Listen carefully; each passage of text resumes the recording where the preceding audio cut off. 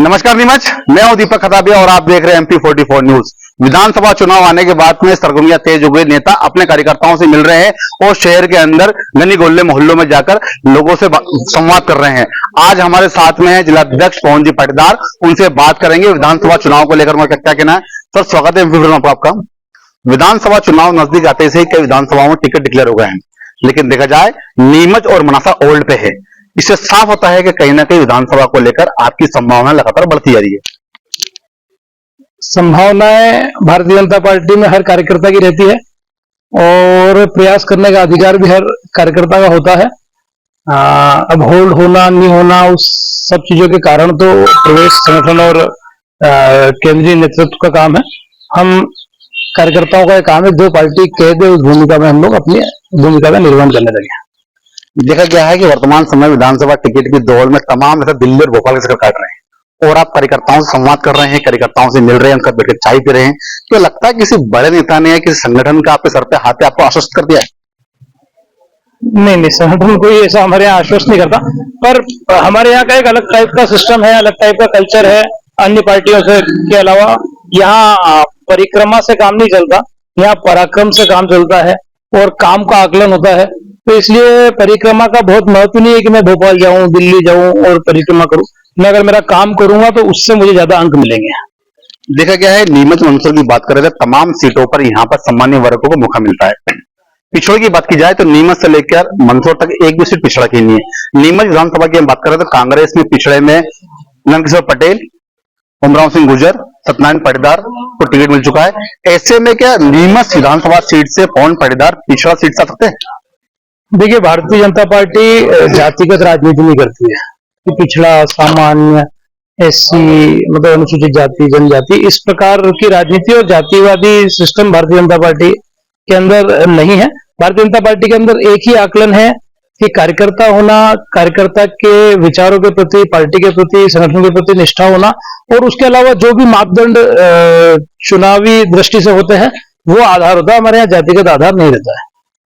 Bharatiya Janata party के अंदर कहीं ना कहीं देखा गया कलर की बात आती है। ऐसे में अगर पवन पाटीदार को पार्टी मौका देती है, विश्वास जताती है, तो किन मुद्दों को लेकर पवन पाटीदार जनता के बीच में आएंगे?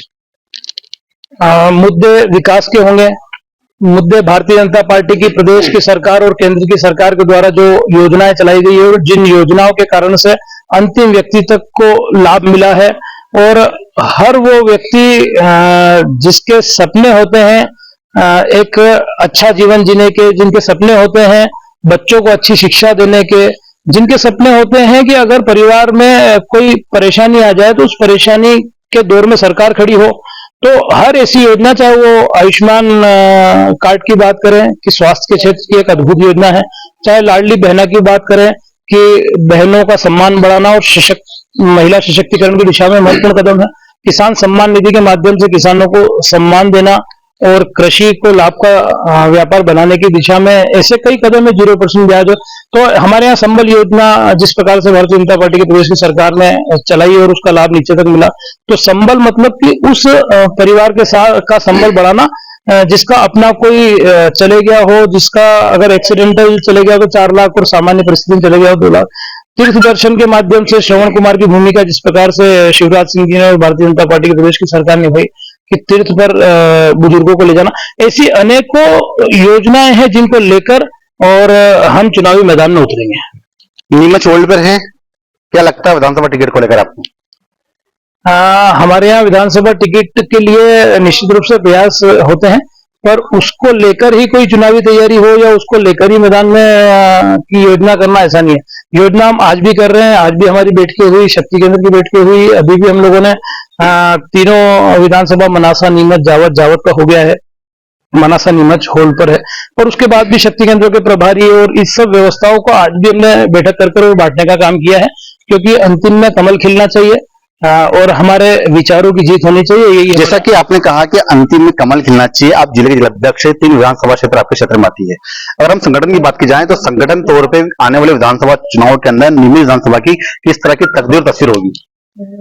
संगठन के तौर पर जिसे हम पन्ना कहते हैं, जो हमारी अंतिम आखिरी सबसे नीचे की इकाई है, पन्ना प्रमुख, पन्ना समिति इस युद्ध के लिए तैयार है, जहां 30 वोट पर एक पन्ना प्रमुख और लगभग 2 से टीम की समिति तैयार है, जहां बूथ अध्यक्ष बूथ की पूरी समिति तैयार है। जिस बूथ पर लगभग 700-800 से 1000 वोट है, वहां पूरी बूथ की समिति तैयार है पन्ना प्रमुख की टोली के साथ में। और उसके ऊपर अगर शक्ति केंद्र है तो शक्ति केंद्र के अंदर 6 से 7 जो बूथ आते हैं, उस 6-7 बूथ के बूथ अध्यक्ष बूथ समिति पन्ना के प्रमुख और शक्ति केंद्र की टीम के साथ में तैयार है। तो पूरी भारतीय जनता पार्टी, फिर मंडल की टीम तैयार है, जिला की टीम तैयार है, पूरी तरह से मुस्तैद है। और हम लोग चुनावी टाइम के मेंढक नहीं है, जिस प्रकार से अन्य पार्टियों में होता है, चुनाव आ गए टर करके बाहर निकल गए। हमारे यहाँ हम सदैव मैदान में रहते हैं, समाज के बीच में रहते हैं और समाज के लिए काम करते हैं, इसलिए संगठन पूरी तरह से तैयार है। आज एक कमलनाथ ने ट्वीट किया है कि भारतीय जनता पार्टी आश्वस्त हो गई है, अपने सुस्त नेताओं के बीच जाके भाजपा डगमगा रही है, कांग्रेस आने वाली, इस प्रकार का ट्वीट किया है कमलनाथ ने आज। हाँ, कमलनाथ जी ट्वीट तो कर सकते हैं, क्योंकि ट्वीट तो हाथ से करना है, कर ही सकते हैं। और उनका मन और उनकी आत्मा भी जानती है कि मैं मात्र ट्वीट कर रहा हूं, क्योंकि मैदान में कांग्रेस का ना कोई स्ट्रक्चर है, ना कोई संगठन है, ना कोई सोच है, ना कोई विचार है, ना कोई एजेंडा है, और ना समाज जनता का कांग्रेस के ऊपर विश्वास है। इसलिए ट्वीट करना, खुद में खुश होना और खुद कोई किसी प्रकार का वक्तव्य देना, वो उनका अधिकार है, वे दे सकते हैं, पर नीचे जमीन कांग्रेस की बिल्कुल नहीं है। पहली बार ऐसा हुआ कि कांग्रेस ने सरकार बनने से पहले की योजनाओं का बखान कर दिया है, जनता के बीच में जाके पहले से ही एडवांस में फॉर्म भरा दिए गए हैं, इसको लेकर क्या कहना चाहेंगे? अब ये कांग्रेस के ऊपर है, इस पर मैं कोई टिप्पणी नहीं करूंगा। कांग्रेस एडवांस में फॉर्म भी भरा सकती है, कांग्रेस 1, 2, 3, 10 तक गिनती भी गिन सकती है। 10 के आगे गिनती शायद मैं नहीं कहता आती नहीं आती, ये भी कांग्रेस के ऊपर है, पर 10 तक गिनती गिनना, और 10 दूर की बात है, 10,000 भी किसान के माफ नहीं होना, उल्टे 1,00,000-2 लाख रुपए का कहीं कर्जे के साथ में पेनल्टी लग जाना। तो कांग्रेस क्या कहती है और क्या करती है उस पर मैं जाना नहीं चाहता हूं, और कांग्रेस पर कुल मिला के कांग्रेस का स्वभाव है झूठ बोलना, जोर से बोलना, पर अब उसे जनता ने पकड़ लिया है, इसलिए लगातार पिछले कई सालों से ना कांग्रेस है ना कांग्रेस आएगी। एक अंतिम सवाल भाई साहब, भाजपा लगातार युवाओं की बात कर रही है, आप भी युवा हैं, तो ऐसे में लगता है कि नीमच की विधानसभा, नीमच की जनता को इस बार युवा चेहरा मिलेगा?